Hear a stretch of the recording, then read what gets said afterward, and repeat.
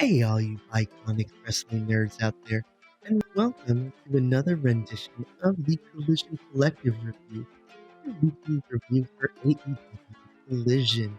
I am Hefe himself, Mikey, and as you can see, I am on my own for this one. That's okay. I'm gonna keep this short because this episode of Collision was, even though it was the full 2 hours, it was booked in a weird way where everything's kind of slowing down a little bit as we have Revolution coming up. So we are just going to jump straight into it and keep this under 10 minutes or so. And we'll go from there and see what happens. So Collision opens up this week with probably my match of the evening. This is a match between Sammy Guevara and Powerhouse Hobbs. I may have missed it where this was no DQs, but pretty much anything went during this match. There were table spots, there were chairs, Sammy jumping off of ladders.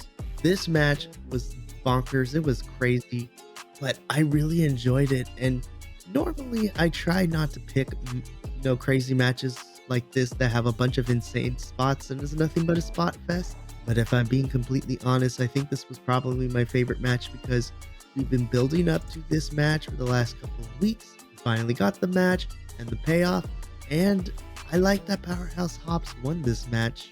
I think the powerbomb from Hobbs to Guevara from the ring apron onto the table was crazy, and I really enjoyed that one. So Powerhouse Hobbs ended up picking up the victory here. I believe we may or may not be done with Sammy and Hobbs, or Sammy and the Don Callis family for a little bit, which I'm okay with, but Powerhouse Hobbs picks up the win, and that's how we opened up Collision. Now, I want to say from this point on, I'm going to be talking about the rest of the evening, and I thought a lot of stuff was good, but nothing stood out to me like this match did, so therefore, Sammy versus Powerhouse, we got my match of the night. We then cut backstage where we get, once again, a weird kind of clunky promo from BCC. Jon Moxley and Claudio Castagnoli are backstage. Jon Moxley starts off the promo accepting FTR's challenge, so we do have an official match now, FTR versus BCC at Revolution next Sunday. And Moxley talks about everything FTR's accomplishments, but DC is there. And if the promo had stopped there, I would have been like, cool, let's go. But then it rambled on a little bit. Mox went on a little too long, and then Claudio added his part, and it kind of didn't add everything. I feel if we shaved about 2 to 3 minutes off of this promo, I thought it would have been totally okay, but it was kind of long-winded. It went nowhere, and you could have gotten your point across without over-explaining, over-talking, and I'm noticing that's been a pattern not just with BCC, but with the promos in the last couple of weeks on AEW programming, where promos are being cut and then they just continue on where they could have stopped a little bit about it, but that's neither here nor there. I'm looking forward to the match at Revolution, which then ties into what we got next. We saw FTR taking on Shane Taylor Productions, which is made up of Shane Taylor and Tiger Style Lee Moriarty. I thought this was a really good match. I really enjoyed this. Of course, because of when Ring of Honor tapes their stuff, we had Ring of Honor talent being utilized to push over AEW talent, which at this point, I could continue to bring it up and how much I hate that, but I have to come to accept it if I'm going to enjoy AEW Collision, which I do. And I thought this was a nice back and forth match. I was really impressed with the teamwork of Shane Taylor and Lee Moriarty in this match, but of course, it's FTR bald and FTR aggravated us all for the win.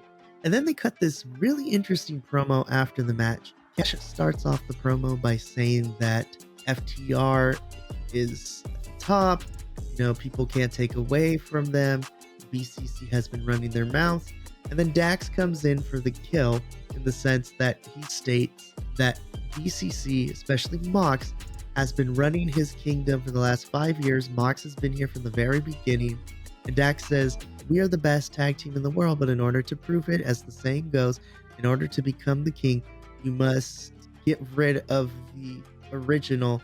And so come Sunday at Revolution, FTR is coming for the head of BCC, which is Jon Moxley, and that is how their promo ends.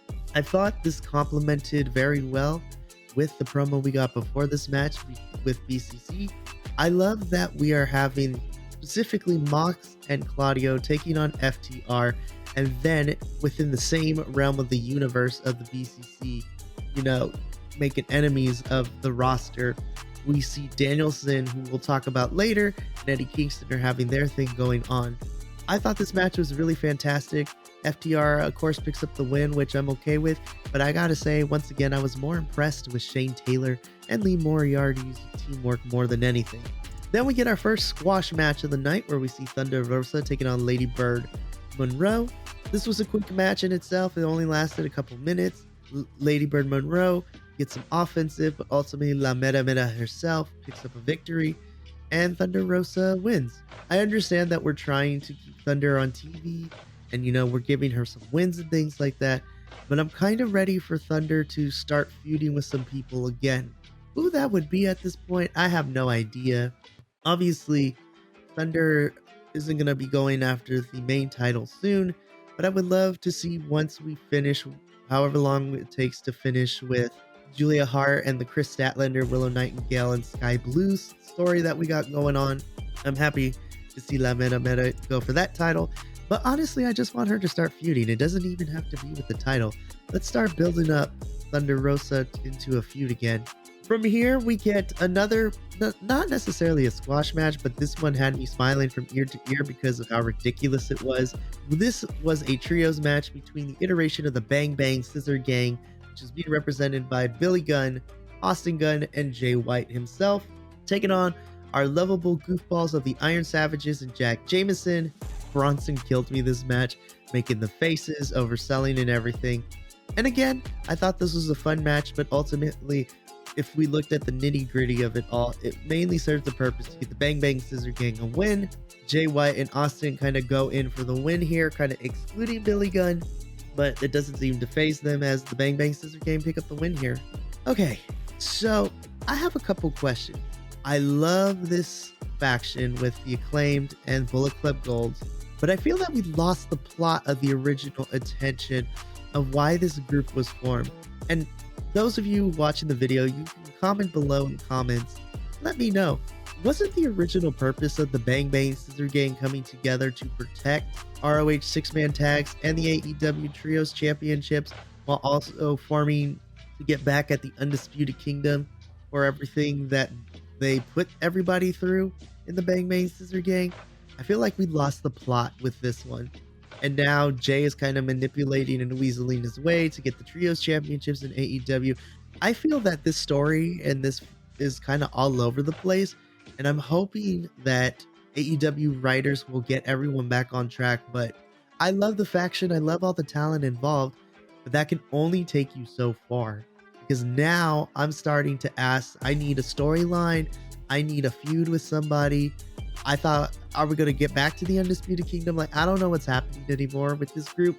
And I kind of feel that's been the reoccurring theme with all of the trios and the 6-man championships.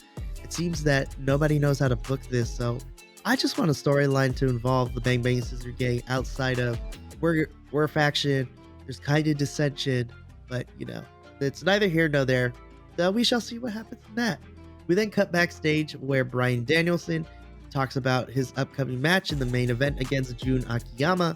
And, Eddie's going to be out there, so he's going to fight one of Eddie's heroes. And this is ultimately just Bryan Danielson playing mind games with Eddie Kingston. And he's just going to end up winning. And, he's going to wrestle his hero.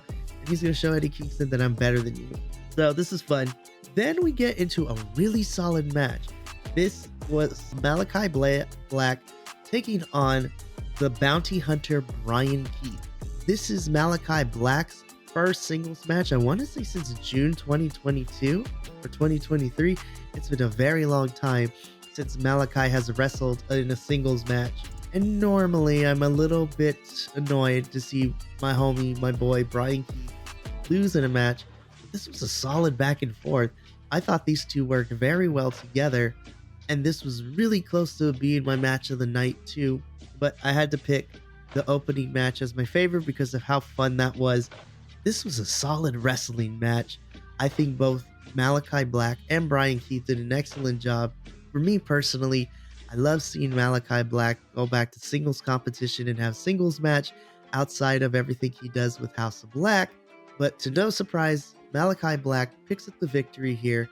The lights go out, and when they come back on, Mark Brisco is in there with the big old you do voodoo hoodoo needle that he got stabbed with 2 weeks ago.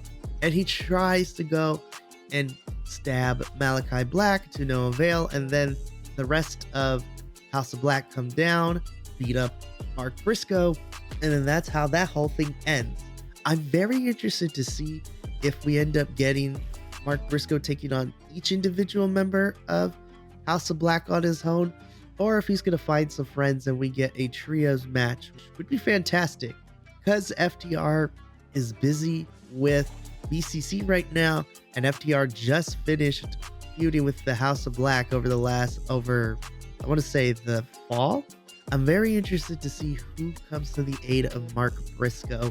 Should be really, really interesting to see what happens with all that. But again, I thought this match was fantastic, and this was my runner-up for my favorite match on this episode of Collision. We then get a hype/recap/video package, talking about everything that's gone down with the Young Bucks and Sting and Darby Allin. And we get the announcement that the AEW Tag Team Championships match at Revolution will now be a tornado tag match, which means that anything goes, no tags need to be made. And honestly, I can't think of a better way to make sure that Sting looks good in his loss than to have it be tornado tag. I'm really looking forward to Sting's final match. This should be a good time, and we'll see what happens with that.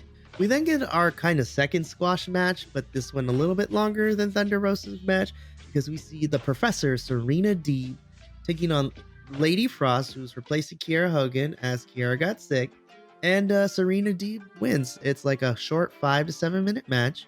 Lady Frost kind of gets some offense in, but ultimately Serena Deeb dominates, and she ends up picking up the victory here.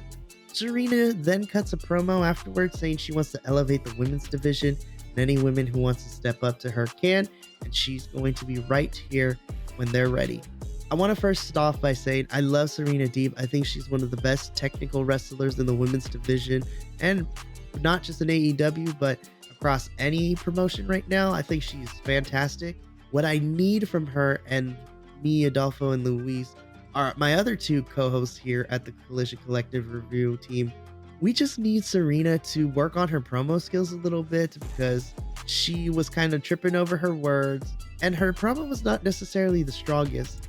I think once Serena gets a little bit more of the charisma, and she kind of practices and hones her style of promo that she's comfortable with, I think she has the ability to be a superstar, because she has the in-ring work. It's just the character work that just needs a little bit of tweaking.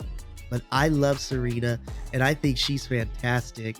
So then from here, we get to our main event. Bryan Danielson taking on the legend himself, June Aiyama, with Eddie Kingston on commentary watching this match. This was a phenomenal fun match. This was a good strong back and forth. June Aiyama getting his stuff in, Bryan Danielson getting his stuff in.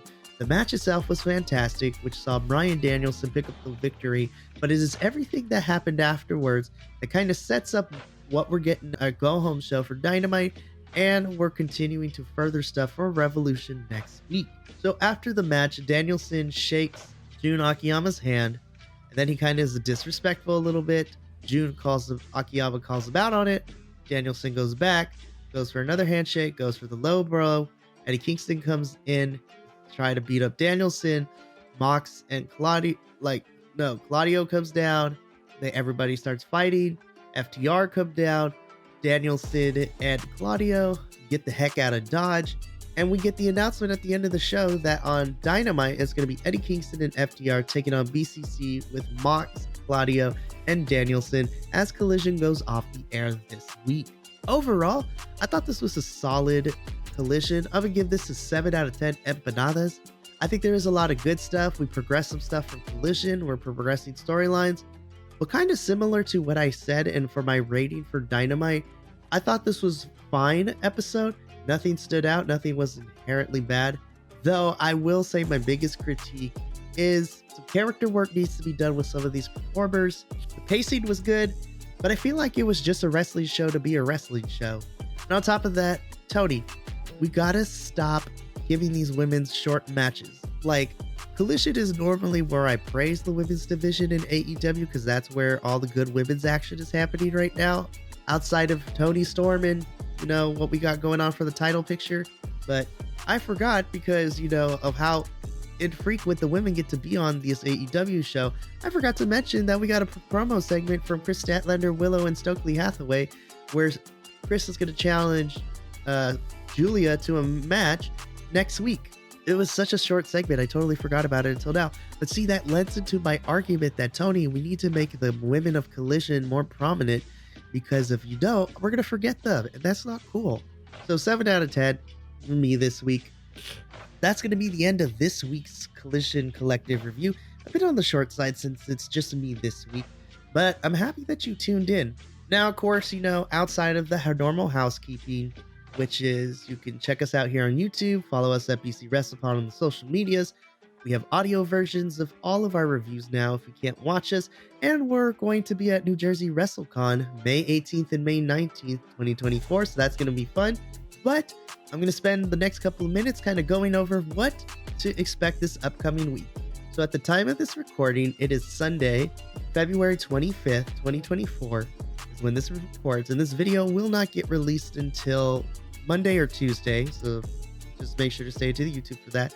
But here's what to expect. This Sunday, March 3rd, is AEW's Revolution pay-per-view. So the AEW crew, which would be myself, the Dynamite Boys, JVL and Professor, and the Rampage and Collision Boys, Adolfo and Luis, we're all going to be watching the pay-per-view on Sunday, but stay tuned to Monday, March 4th, where we're going to be reviewing AEW Revolution live. So we're going to be covering the pay-per-view review a day after it airs. So you're going to want to tune into that live stream.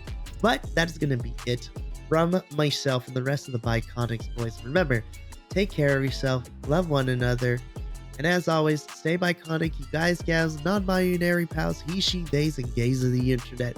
We will see you next week for not only Collision, but for the Revolution review. But until then, ta-ta for now. Thank you so much for tuning in to another Vibe Tribe production. What's gonna happen next time? Well, you're gonna have to tune in to find out. But until then, remember, take care of yourself, love one another, and as always, make sure that you keep the good times rolling. Thank you for being here, and we'll see you next time.